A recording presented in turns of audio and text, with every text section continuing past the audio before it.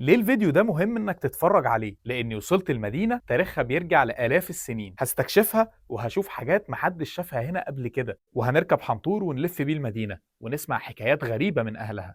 فاهلا بيك من الاقصر، بحييك.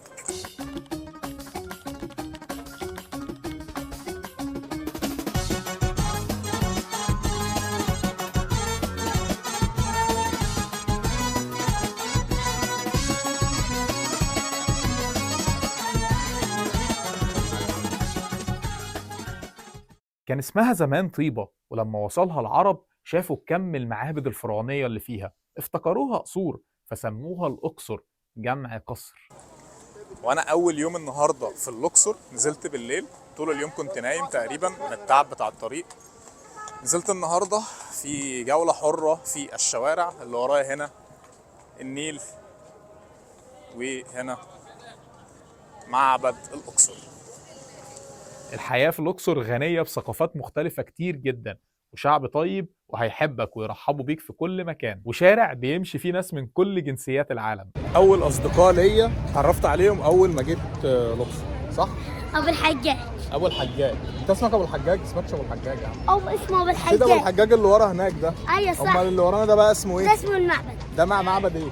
معبد الاقصر. فنزلت في الأقصر بالليل عشان أتفرج على البلد وأشوف جمالها.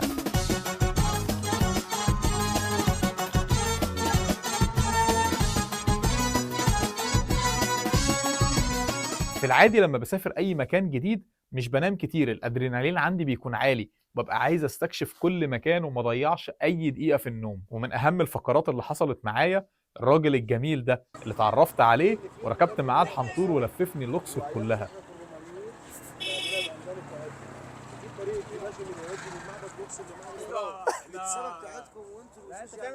هو ليه بيكلمنا انجلش فعلا؟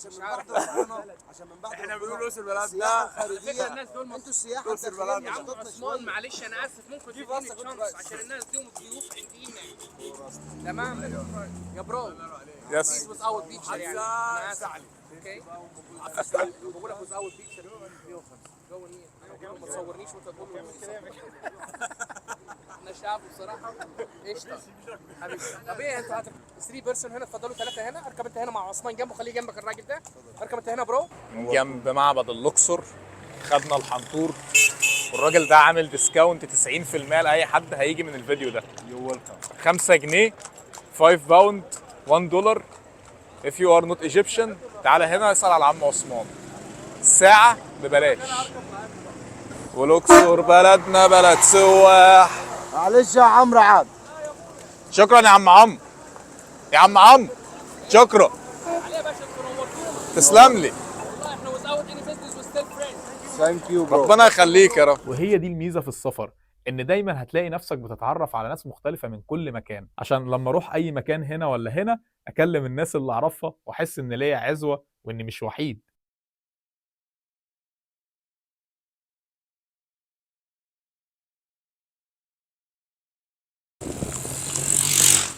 ده بقى معبد الاقصر قول لي بقى 130 عمود اه من ايام الفراعنه. فلما ما دخلت الرومانيين فكسرت من يافا بوجي 88 عمود واربع تماثيل ومسلتين، فيهم مسله هدوها لفرنسا. وده سيدي ابو الحجاج جنبه برج الحمام. انا عايز اروح سيدي ابو الحجاج. ما تعرفش موجوده فين في فرنسا المسافه؟ اي دون نو والله. في باريس في اللوفر.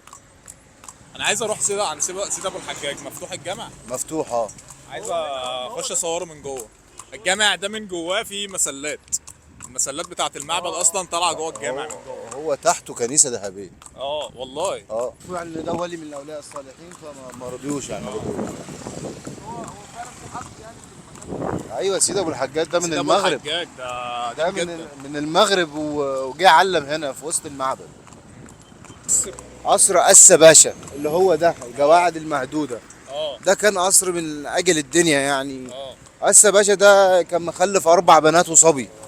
الأربع بنات دول قعدوا لونج تايم نو ماريج، ما اتجوزوش ولا الكلام ده، وعدوا ال100. وأخوهم الرابع راح أمريكان. ايوه. والثلاث بنات قعدوا هنا فتوفوا، جم هدوا له قصره كده، طلعوا من جواه يعني يعني طلعوا عربية كريتا ذهبية وده هنا متحف التحنيط. عايز اقول لك الجبل اللي هناك ده حاجه هناك ولا اه ده هناك الهوا؟ المعبد. معبد ايه بقى؟ معبد وادي الملوك. مقابر وكده. هو ده متحف تحنيط. ده متحف التحنيط. طريق الكباش اللي متواصل من معبد الاقصر لمعبد الكرنك 3 كيلو متواصل. ده من اي الدنيا من ايام الفراعنه. طريق الكباش ده كانوا بيمشوا عليه بالكريتا. وكان ايام الحروب وايام دي كان تحت البيوت. فطلعوا هدوا البيوت فاكتشفوا ان في طريق كباش فكملوا طريق طريق. الكباش. ده طريق الكباش اللي فتحه السيسي. من أغرب الحاجات اللي اكتشفتها في الأقصر، تخيل طريق بيمتد على طول 3 ميل بيربط بين معبدين كبار، معبد الكرنك ومعبد الأقصر، وهو في النص. والطريق ده كان بيعدي فيه الموكب بتاع الاحتفالات بتاعة الآلهة. المصريين القدماء كان عندهم أعياد كتير، ومن أشهرهم عيد الأوبت، وده عامل زي عيد الأضحى كده عندنا دلوقتي. كان بيكون فيه مواكب كتير وذبايح، والملك كان بيجي أو الفرعون والوزراء والشعب والناس كلها بتهيص وتقول هي. اللي ورايا ده بقى طريق الكباش، الطريق اللي اكتشفوه اللي كان بيربط ما بين معبد الكرنك ومعبد الاقصر. على طول الاقصر هتلاقيه. بص بيكمل ورايا لغايه الناحيه التانيه. احنا عنده دلوقتي. لو جيت الاقصر لازم تيجي تزور المكان ده. هم على ما اعتقد 3000 كبش، مش عارف ولا 3200 هو اقول لك لما جم هدوا والكلام ده فاتهد منيهم يعني حاجات اتكسر. ما هو في اجانب بتمشي من معبد الاقصر لمعبد الكرنك. في اجانب بتتمشاهم من معبد الاقصر بتيجي تروح معبد الكرنك عشان تحضر الصوت والضوء. عجبك طريق الكباش يا صاحبي؟ جدا جدا، بس طبعا انا جيت هنا لقينا كباش كتيره مش موجوده. ف فشايف ان لو زودوا الكباش اللي كانت موجوده او رجعوها تاني مكانها هتبقى حاجه اجمد بكتير يعني. بس هم خلينا كابشين هنا يعني. الكباش دي عمرها قد ايه؟ هو في اكتر من 3000 او اكتر 3000 كبش او اكتر، لكن الموجودين اقل من كده بكتير. زياده الكباش دي طبعا بتساهم في زياده نسب السياحه في مصر يعني. يعني انت قصدك ان بسبب ان مثلا ما فيش سياحه في مصر دلوقتي ان الكباش قليله؟ قله الكباش. محتاجين نطول لازم دي نقطه معينه لازم نفوكس عليها. بس شكرا. ان شاء الله ناخد بالنا من الموضوع ده. شكرا استاذ عثمان من الاقصر بيحييك، منورنا. حبيبي يا عم عثمان.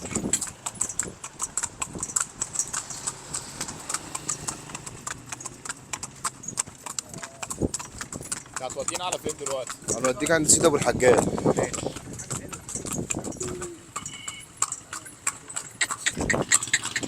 هنروح دلوقتي جامع سيدي ابو الحجاج الاقصري، من اقدم الجوامع اللي كانت موجوده في الاقصر. لو عايزين ناكل اكل هنا في الاقصر يعني في مطعم عندنا هنا اسمه ام هاشم. انا عايزين اكل مش الاكل اللي احنا بناكله في القاهره العادي. عايزين اكل اللي هو اهل الاقصر بياكلوه، اللي هو مشهورين بيه. عادي الفسيخ الفسيخ. الفسيخ عندنا في القاهره. في اكل مثلا هو ما نعرفوش. لا هو الاكل. هو الاكل. لا بس ازاي في اكل صعيدي زي في اكله زي الملوخيه كده. ايوه الشلاوله. أيوة. الويكا، الملوخيه والفاصوليا والباميه بروني وباميه الفرق. وايه اكتر اكله انت بتحبها طيب؟ عادي ببيع الاكل الشعبي هو احسن من المنت مفيش. المش. والمش ايوه برضه. ده المش ده لازم في اي اكله بنحطوه على الصينيه. والشطه الشطه المقليه. الشطه المقليه والبيض المرقص بالطواجن. والفول برضه في الطواجن بالسمنه البلدي والجرجير. والله انت جوعتني يا عم. تعال ناخدوك على البيت قريب هنا والله. ربنا يخليك والله العظيم. قريب هنيجي ناكل عندك ان شاء الله. فوق راسنا. احنا بقينا اصحاب. فوق راسنا. الاقصر اصلا عارف الراجل ده؟ السلام عليكم. ازيك يا حاج عبده؟ عامل ايه؟ عادي لا حاجه. هي اصلك الاقصر اوضتين وصاله ومطبخ وحمام. يعني صغيره. كلكم عارفين بعض. كله عارف بعض.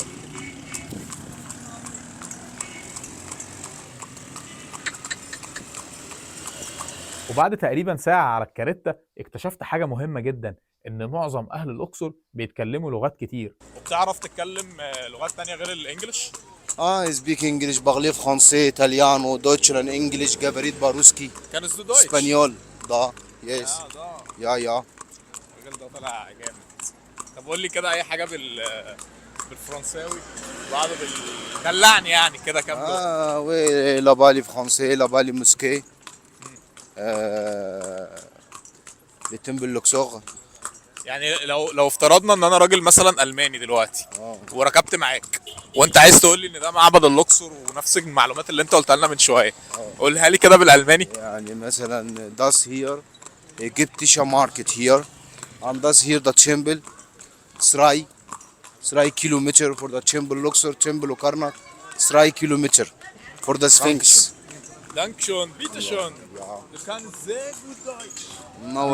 منور يا مصطفى. نزل ده على هينزل على اليوتيوب وعلى الانستجرام. يا عمي انتوا حبايبنا ومرشد سياحي في نفس الوقت، يعني هجيب لك زباين ان شاء الله. الرقم وتخليه معاك حبيبي يا عم عثمان، ان شاء الله. تسلم. تكون عامله حلوه وما تاجي كده ان شاء الله نعمل معاك الصح، وانت والزباين واي حد يشرفنا. حبيبي يا عم عثمان. يو ويلكم. تسلم. باي.